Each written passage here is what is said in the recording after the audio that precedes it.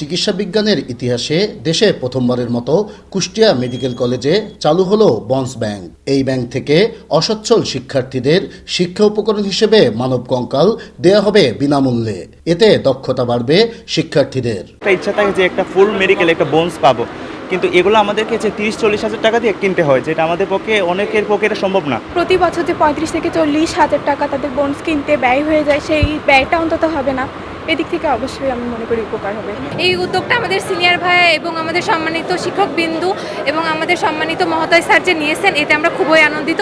উদ্যোক্তারা বলছেন, মেডিকেল শিক্ষার্থীদের ব্যয়ের চাপ কমাবে এ উদ্যোগ।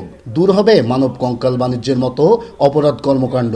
যারা দারিদ্র, তাদের টাকা পয়সার সমস্যা আছে, তাদেরকে যেমন আমরা সমস্যা থেকে সমাধান করতে পারি, ঠিক পাশাপাশি তার পড়াশোনাকে আমরা আরো সহজ করে দিতে পারলাম। আমাদের কলেজে যারা শিক্ষার্থী ছিল তারাও যেমন বোনস ডোনেট করছে, ঠিক একই সাথে আমাদের প্রত্যেকটা শিক্ষক আমাদেরকে হেল্প করছে। তো এর ফলে আমরা সামগ্রিকভাবে সব শিক্ষার্থীর জন্য বোনস ব্যবস্থা করতে পারছি। আমাদের দেশে মূলত কবর থেকে যে কঙ্কাল তোলা হয় কিংবা মৃতদেহ তোলা হয়, তাহলে আমরা চিন্তা করতে পারি যে জিনিসটা কত বেশি অবমাননাকর আমার জন্য কিংবা আমার প্রিয়জনের জন্য। আমি যে বোনসটি সংগ্রহ করব, যেটিকে প্রিজার্ভ করব, এটা যদি আমি 2 বছরের 2 সেশনের ছাত্রছাত্রীদের জন্য যদি বোনস ব্যাংকে আমি সংগ্রহ করতে পারি, তাহলে কিন্তু এইটা লাইফ লংই কন্টিনিউ হবে এবং আর কখনো কাউকে বোনস কিনতে হবে না। অযাচিত বোন কেনাবেচা এটা রোধ করা যাবে।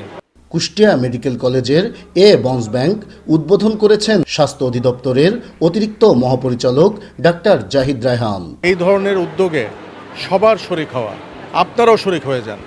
আপনাদেরও হয়তো ছেলে মেয়ে, ভাই ভাতিজি, আত্মীয় স্বজন এখানে ভর্তি হবে এবং without expense any single Penney তারা এখানে এই 2 বছরটা পার করে দিতে পারবে।